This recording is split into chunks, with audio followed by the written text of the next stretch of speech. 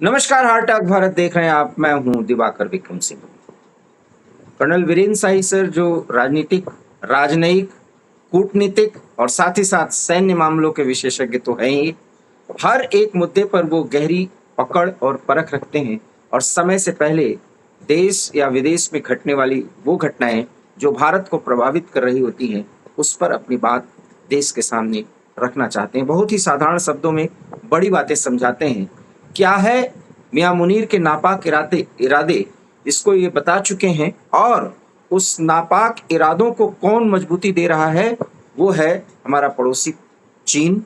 हालांकि चीन की अंदरूनी हालात कुछ बहुत बेहतर नहीं माने जा रहे हैं। बताया जा रहा है कि राष्ट्रपति शी जिनपिंग की स्थितियां बहुत अच्छी नहीं हैं और पिछले 10-12 दिनों के भीतर जो रिपोर्ट्स आ रही हैं वो बेहद चौंकाने वाली हैं, अर्थात उन्हें रिप्लेस किया जा सकता है, ये भी कहा जा रहा है। खैर, ये उनका अंदरूनी मामला है, लेकिन चीन एक बड़ी आर्थिक और सैन्य ताकत है। ये और बात है कि वो कोई ऐसी बड़ी लड़ाई लड़े नहीं है, लेकिन कहीं भी खुरपेश करना हो और जबरन कब्जा करना हो किसी के इलाके में, तो वो काम वो बखूबी करते हैं, और विशेष करके भारत के साथ तो ऐसा करते ही हैं। भारत के साथ हमारी माफ करिएगा, चीन के साथ एक लंबी सीमा है जो लगभग 3,500 किलोमीटर उसकी लंबाई है, जिसे हम एलएसी भी कह सकते हैं। और वहां पर समय समय पर चीन अपनी नापाक हरकतें करता रहता है।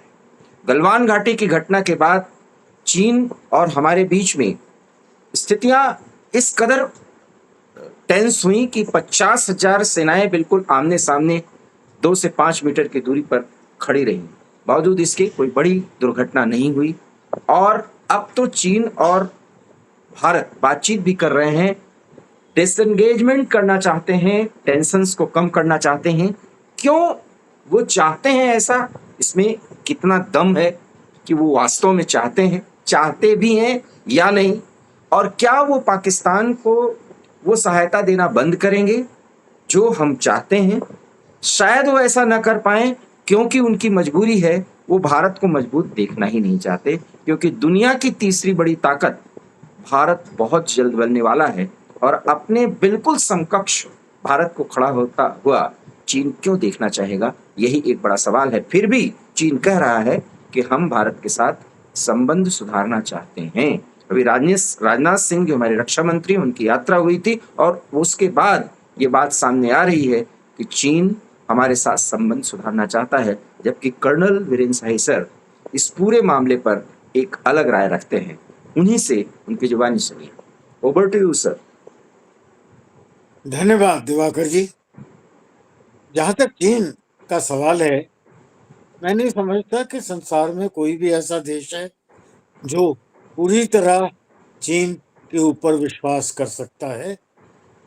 और जो हमारा अपना अनुभव रहा है, मैं तो स्टूडेंट था जब वो हिंदी चीनी भाई भाई के नारे और चीन को और हमारा छोटे छोटे झंडे हाथ में लेकर स्कूल में हमें बताया गया कि हमारा मित्र देश है, जिसके लिए हमारी सरकार ने यूनाइटेड नेशन सिक्योरिटी काउंसिल की सीट छोड़ी, जिसको हमने पंचशील का प्रस्ताव दिया। तो मेरे ये स्टूडेंट टाइम की बातें हैं, यादें हैं, यादें गहरी बैठी हुई हैं। और उसी चीन ने फिर किस तरह हमें धोखा दिया और किस तरह हमारी सेनाओं को तैयारी ना होने पर, युद्ध की पूरा सामग्री ना होने पर फिर जाकर लड़ना पड़ा। बहुत दिलेरी से लड़े, पर एक तो उनकी संख्या बहुत ज्यादा थी, एक हमारे पास इक्विपमेंट नहीं था। और दर्दनाक कहानियां मेरे जहन पर आज भी ताजा है। चीन के बॉर्डर पर सर्विस करने का भी मौका बहुत मिला, हम्म। और सब कुछ देखकर मैं कहता हूँ, चीन पर विश्वास अपने आप को एक धोखा देने वाली बात है। हम्म। चीन के साथ हमारा युद्ध सिर्फ बॉर्डर का या सीमा का नहीं है। चीन को सबसे बड़ा जो भय है वो भारत की मार्केट से है। हम्म। चीन को और बड़ा जो भय भारत से है वो भारत की बढ़ती हुई, उभरती हुई आर्थिक स्थिति से है, और जो वर्ल्ड में इन्फ्लुएंस भारत का पिछले दशक में बना है। दुनिया के 21 कंट्रीज हैं, 21, जिन्होंने भारत के हमारे प्रधानमंत्री को उच्चतम नागरिक का अवार्ड नागरिक दिया है। सम्मान दिया जी, वहां का ऐसा एक सम्मान जी जी जी। 21 कंट्री दे चुके हैं। शी जिनपिंग को तो नहीं मिला कहीं। हम्म। तो वो एक डायरेक्ट कन्फ्रंट्रेशन में हमें देखते हैं। जनसंख्या उनकी ज्यादा थी हमसे, वो भी अब हमारी जनसंख्या ज्यादा हो गई। उनका एक रुतबा बना हुआ था टेक्निकल वेपन्स का, और बहुत ज्यादा टेक्निकलिटी में आगे टेक्नीशियंस होने का। वो रुतबा भी अब ये जो सिंदूर ऑपरेशन में बराबर हो गया। उनके जिस तरह से तहस नहस हो गए डिफेंस सिस्टम्स, कारगर काम ना कर पाए, और जिस तरह से उनके मिसाइल्स साबुत के साबुत यहाँ पहुंच गए, जो कई देश है उनकी रिवर्स इंजीनियरिंग करने के लिए हमसे वो खरीदना चाहते हैं। तो इन सब चीजों को देखते हुए उनको एक के बाद दूसरी हार पड़ती आई। उसके बाद चाइना ने एक बड़ी जो अपनी तरफ से तो सोच समझकर पॉपुलेशन कंट्रोल करके एक बच्चे का जो कानून बनाया। अब वो बच्चों को इतनी नाजुक तरीके से पाला गया कि वो ज्यादा मेहनत या युद्ध में जोखिम उठाने काबिल तो बिल्कुल नहीं रहे। तो जितनी मर्जी टेक्निकलिटीज की वो बात कर लें, युद्ध में उनका खड़ा होना बहुत मुश्किल है हमारी सेना के सामने, जो कि battle tested, battle tried, battle experienced force है, बैटल मैच्योर्ड फोर्स है। और अब सर्दियों का मौसम आ रहा है, हम्म। तो ये मीठी मीठी बातें करके अगर वो थोड़ी सेना बॉर्डर से पीछे ले जा सकते हैं, जहाँ के उनकी फौज के लिए टिकना बहुत मुश्किल है। पिछले साल हमने देखा किस प्रकार से उनके इवैक्यूएशंस हुए, लोग बेहोश हुए, नहीं सर्दी सह पाए और उठाकर स्ट्रेचर पर जाते देखे गए। तो उनके सैन्य इतने सख्त नहीं है, इतने हार्डी नहीं है, इतने अच्छे एक्लिमेटाइज्ड नहीं है। और अब जैसे कि मौसम बदल रहा है, किसी न किसी तरीके से वो उनकी बॉर्डर की संख्या को थिन करना चाहते हैं। एक वो भी बात हो सकती है। दूसरी बात, एक जो RSI, जब वो जो रशिया चाइना इंडिया एक गठबंधन का भी कुछ विचार था, हो सकता है थोड़ा बहुत रशियन इन्फ्लुएंस भी हो। और चाइना को शायद अब ये नजर आने लग गया है कि डायरेक्ट मिलिट्री कन्फ्रंट्रेशन से वो भारत से कुछ पा नहीं पाएंगे, हम्म। कहीं नहीं कुछ अचीव कर पाएंगे, हथियार भी, सेनानी भी। तो अब वो प्रॉक्सी खेल रहे हैं, जैसे ईरान हिजबुल्लाह के थ्रू, हूतियों के थ्रू इस तरह से गेम्स खेलता था। अब ये भी शायद उसी प्रकार का कुछ युद्ध पाकिस्तान के थ्रू खेलना चाहते हैं। बांग्लादेश का भी वो प्रयोग करना चाहते हैं। और अगर ऐसा होता है तो हमें इन दोनों छोर से, ईस्ट और वेस्ट, जो ये पुराना ईस्ट पाकिस्तान और मौजूदा वेस्ट पाकिस्तान, इन दोनों ओर से हमें सावधानी की आवश्यकता हो जाएगी।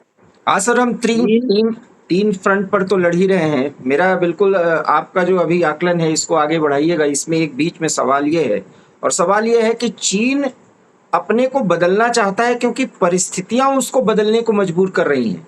हालांकि भारत को वो आगे बढ़ने देगा नहीं।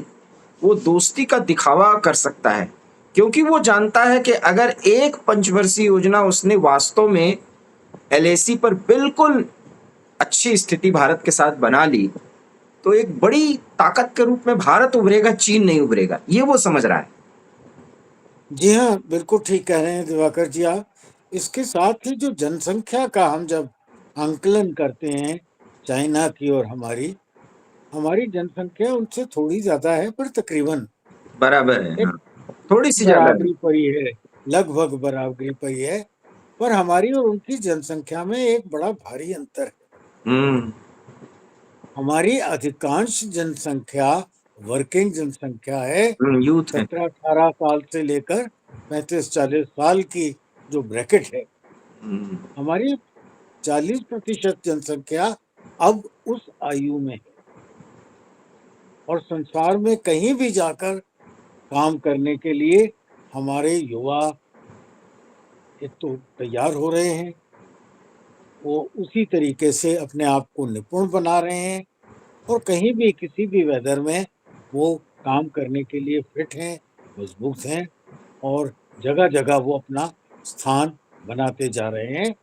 और जहां भी कहीं युद्ध हुआ, हमें किस तरह उनको इवैक्यूएट करके बार बार लाना पड़ता है, पर जहां जहां भी वो हैं, यूनाइटेड स्टेट्स ऑफ अमेरिका और इंग्लैंड जैसे देशों को, फ्रांस जैसे, इजराइल जैसे देशों को, विकसित देशों को देखते हुए भी हमारे नागरिक वहाँ कुछ न कुछ अच्छा योगदान दे रहे हैं। उनकी इंडस्ट्री में, उनकी साइंस में, उनकी टेक्नोलॉजी में। बिल्कुल। वो कर्नल सर, ना, एक सवाल। नासा हो नासा हो या कुछ हो, हम्म, कोई भी चीज एक भारतीय के बिना पूरी नहीं है।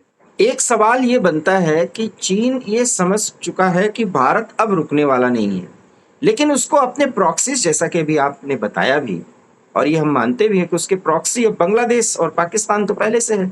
और प्रॉक्सी क्या, ये लगभग उसको खरीद, पाकिस्तान को तो खरीद चुके हैं, बांग्लादेश को खरीदने की कोशिश कर रहे हैं। यूनुस डर रहा है क्योंकि भारत की तीखी नजर है उस पर। सवाल ये है कि इन सारे माध्यमों से दो तीन उदाहरण मैं आपको देना चाहूंगा। आपको पता ही होगा सर कि सार्क का सम्मेलन भारत करता था, और जो सार्क के जितने भी देश हैं, लेकिन सार्क के पैरेलल एक देशों का गठबंधन बनाना चाहता है जो भारत के पड़ोसी हैं। तो भारत बांग्लादेश को के बाहर साथ मिल, छोड़कर। जी जी, बांग्लादेश के साथ मिल करके उसकी पहल भी, पाकिस्तान तो खैर उसका पिछलग्गू है, करेगा ही। ये सब पहल वो कर रहा है ताकि वो भारत एक आर्थिक ताकत न बन पाए, और भारत अपने सीमाई क्षेत्र में इस तरह से फंसा रहे जिससे वो अपने को ग्रूम न कर पाए। सोच तो उसकी यही हो सकती है, लेकिन मेरा सवाल फिर यही है, और वो सवाल परिस्थितियां बनाती हैं कि अगर पाकिस्तान को अपने गोद में ट्रंप ने बिठा ही लिया, हालांकि वो बिठाएंगी नहीं, ये भी सच है। ट्रंप मुझे लगता है कि मुनीर को यूज एंड थ्रो वाले पॉलिसी पर बिठा करके उसको फेंकेंगे, लेकिन अगर बिठा लिया तो क्या चीन की मजबूरी नहीं बन जाएगी रूस के कहने पर कि भाई आप भारत के साथ दोस्ती करो, जो कि रूस कह भी रहा है। पोस्चरिंग हो सकता है, पर संधि नहीं हो सकती। ये एक ऐसी, सॉफ्ट पोस्चरिंग हो सकता है, विरोधाभास शायद थोड़ा कम हो सकता है, मित्रता वाली बात नहीं आ सकती, ऐसा मेरा मानना है। ऐसा क्यों और होगा सर? क्योंकि मतलब जब जब अमेरिका बिल्कुल चीन को ट्रैक करने लगेगा पाकिस्तान में अपने बेसिस को मजबूत करके, और चीन को बिल्कुल बेल्ट एंड रोड इनिशिएटिव नहीं लेने देगा, पीओके में भी मान लीजिए वो इनडायरेक्ट दखल बढ़ा ही दिया, तो भी वो भारत के साथ नॉर्मल संबंध नहीं करना चाहेगा चीन। दिवाकर जी, हमें भूलना नहीं चाहिए, क्या उसने नेपाल के साथ ट्राई नहीं किया? हाँ बिल्कुल बिल्कुल। क्या उसने भूटान को घुड़कियां दिखाकर भी प्रयास नहीं किया? क्या उसने श्रीलंका में प्रयास नहीं किया? क्या उसने मालदीव्स में प्रयास नहीं किया? क्या वो म्यांमार के इलाके में अभी भी प्रयास नहीं कर रहा? क्या नहीं वो ये, बांग्लादेश में नहीं, प्रयास नहीं कर रहा? मेरा सवाल और है अगर सर, वो मेरा चारों सवाल ओर है, नहीं नहीं, मेरा सवाल ये है कि ये प्रयास तो कर ही रहा है। मैं बार बार ये आपको याद दिला रहा हूं कि जो परिस्थितियां बदली हैं, जिस तरीके से ट्रम्प एक फेल्ड स्टेट के फेल्ड मार्शल को इतना महत्व दे रहे हैं, तो ट्रम्प की भी मजबूरी हमें समझनी चाहिए, क्योंकि वो पाकिस्तान रूपी मोहरे को यूज कर रहे हैं और पाकिस्तान उनकी गोद में खेलना शुरू हो गया है। तो दिवाकर जी, उनका बेस है यहाँ। नहीं तो उन परिस्थितियों में उनका क्या चीन, पाकिस्तान में उनका बेस है, और वो नहीं आज सर, तो से नहीं है। सवाल सवाल मेरा यही है कि अगर पाकिस्तान में अमेरिका अपना गेम खेल रहा है फ्रीली, तो क्या चीन और पाकिस्तान दोनों मिलकर, माफ करिएगा, चीन और अमेरिका दोनों मिलकर के पाकिस्तान में अपना गेम खेलेंगे और क्या ये गेम चल जाएगा, ये गेम हो जाएगा? मिलकर नहीं खेलेंगे, एक अलग अलग समझना चाहते अलग हैं। अलग खेलेंगे, अलग अलग खेलेंगे। लेकिन खेलेंगे दोनों। खेलेंगे दोनों, जब क्योंकि दोनों के लिए उभरता भारत एक कांटा है। बिल्कुल बिल्कुल। और ये चीन के लिए न पाकिस्तान चीन से के खैर। लिए ज्यादा है, क्योंकि रीजनल पावर चीन का महत्व खत्म हो जाता है। चीन के लिए इसलिए भी ज्यादा है कि इन्वेस्टमेंट्स और कंपनीज चीन से शिफ्ट होकर भारत आ रही हैं। हम्म चीन के लिए दर्द थोड़ा ज्यादा है। हम्म अमेरिका के लिए दर्द इतना ही है कि हम उनकी दादागिरी नहीं मान रहे, हम नहीं उनके मान रहे। प्रभुत्व में नहीं आ रहे, और वो जो घोड़ा साहब ऐसा बोला वो हम अब सुनने को तैयार नहीं है। लगता है यही है सर कि अल्टीमेटली हमारा दोस्त रूस ही होगा। हाँ, चीन को वो बैलेंस कर सकता है बदली हुई परिस्थितियों में। जी हाँ, बैलेंस कर सकता है या विरोधाभास कम कर सकता है। विरोधाभास कम कर सकता है जी। इसलिए जो बॉर्डर पर टेंशन्स को कम करने की बात कही जा रही, बातचीत 22 दौर की बातचीत हो चुकी है, हुआ कुछ नहीं है। हाँ, डिसएंगेजमेंट हुआ है लद्दाख में, लेह में, कुछ स्थानों पर, गलवान में विशेष करके। लेकिन बहुत ज्यादा उम्मीद हमें रखनी नहीं चाहिए। क्या आप यही कहना चाह रहे हैं सर? जी, सर्दियों से पहले शायद थोड़ा बहुत और हो जाए, पर हम्म, जैसे ही सर्दियां खत्म होंगी मेरे ख्याल में वो फिर अपनी पुराने ढंग और पुरानी चाल पर आ जाएंगे, क्योंकि यहाँ का एंगेजमेंट उनके लिए थोड़ा हमारे साथ बनाए रखना मेरे ख्याल एक आवश्यकता हो गई है, उनके लिए भी और गोद में बैठाए उनके पाकिस्तान के लिए। गणेश सर, क्या आपको नहीं लगता कि चीन अगर पाकिस्तान को वो खुला समर्थन न दे जैसा कि वो भी ये देता आ रहा है, तो भी हम मान लें कि चीन इतना ही बहुत कर रहा है कि कम से कम, हाँ, वो हमारा दोस्त नहीं हो सकता, लेकिन अगर वो खुला समर्थन न दे अमेरिका के इंटरवेंशन के बाद, तो भी हमारे लिए काफी सुखद पहलू होंगे, सॉरी। देखिए, समर्थन समर्थन क्या है? चाइना को चाहिए अपने वेपन्स को बैटल टेस्ट कराना। हम्म कहाँ कराएंगे वो? हम्म रूस के अगेंस्ट तो नहीं भेजेंगे। हम्म ईरान में जो कुछ भेज सकते हैं उन्होंने भेजने की कोशिश की, हम्म और तीसरा बैटलफील्ड कहाँ मिलेगा उन्हें इतना आसानी से अपने वेपन ट्राई कराने का? अगर चाइना ऐसा ना करे और हम उनका बिजनेस यहाँ शिफ्ट होता रहे, हमारी मार्केट का वो प्रयोग ना कर सके, और इमीडिएटली वो कहते हैं जो पीठ का भाई होता है उसको ज्यादा तकलीफ होती है। अब वो अगर दूसरी आर्थिक अवस्था में है और हम तीसरी में कदम रखने वाले हैं, हम्म, तो सबसे बड़ी चुनौती तो उनको हम दे रहे हैं। बिल्कुल बिल्कुल रीजनली तौर पर साउथ एशिया में चाइना को और कौन आंख दिखाने की शक्ति बिल्कुल रखता है? बिल्कुल। इसलिए वो भारत का दोस्त हो ही नहीं सकता। इसलिए भारत का दोस्त नहीं होगा, और पाकिस्तान को उस हद तक प्रयोग करेगा जितना कि वो बिना डायरेक्ट युद्ध में कूदे कर सकता है। बहुत बहुत वेपन धन्यवाद सिस्टम सर। देगा, आर्थिक सहायता देगा, और हमें सी पैक का उनका प्रोजेक्ट, जिसमें वो 60 से 80 बिलियन तक डुबो चुके हैं, हम्म वो भी भूलना नहीं चाहिए। और वो प्रोजेक्ट पूरा होने के लिए पाकिस्तान ऑक्युपाइड जम्मू कश्मीर का इलाका चाइना के लिए भी बहुत महत्व रखता है। बहुत बहुत धन्यवाद सर। हम इस चर्चा को जारी रखेंगे, क्योंकि पाकिस्तान और चीन की जब बात हो, ये जुगलबंदी, ये गठबंधन कहाँ तक भारत के लिए अहितकारी है, वो हम चर्चा करते रहेंगे, क्योंकि वीडियो लंबा हो जाएगा। हम इस बात को आगे भी बढ़ाएंगे कुछ और मुद्दों के साथ कि कैसे चीन और पाकिस्तान आने वाले समय में भारत के सामने चुनौतियां प्रस्तुत करते रहेंगे। लेकिन अगर ये वीडियो आपको पसंद आया हो तो प्लीज़ इसे लाइक कीजिए, शेयर भी कीजिए, ताकि हर देशवासी को वस्तुस्थिति का पता चले। और कोई सवाल हो तो कर्नल सर से जरूर पूछिए। प्रतिदिन वो हमारे साथ जुड़ते हैं किसी एक महत्वपूर्ण राष्ट्रीय या अंतर्राष्ट्रीय मुद्दों पर। और इसमें वो अपनी बात रखते हैं। आप अपने सवाल जरूर पूछिए। कुछ ऐसे सवाल थे कर्नल सर जो हम अगले वीडियो में पूछेंगे, क्योंकि वीडियो लंबा हो जाएगा। और वो मुद्दा था जिसमें आपने जागो जम्मू जागो का नारा दिया था, उसमें कई ऐसे सवाल हैं जो हम अगले वीडियो में आपसे पूछेंगे। लेकिन हाँ, उसमें भी साफ साफ लगता है कि जिनका तुष्टीकरण हो रहा है वो हमारे और आपके द्वारा कही गई बातों से खुश नहीं है, इसलिए उसमें कुछ हार्श शब्दावली का भी प्रयोग किया गया है। हम अगली वीडियो में उसकी चर्चा जरूर करेंगे। बहुत बहुत धन्यवाद सर, नमस्कार। धन्यवाद।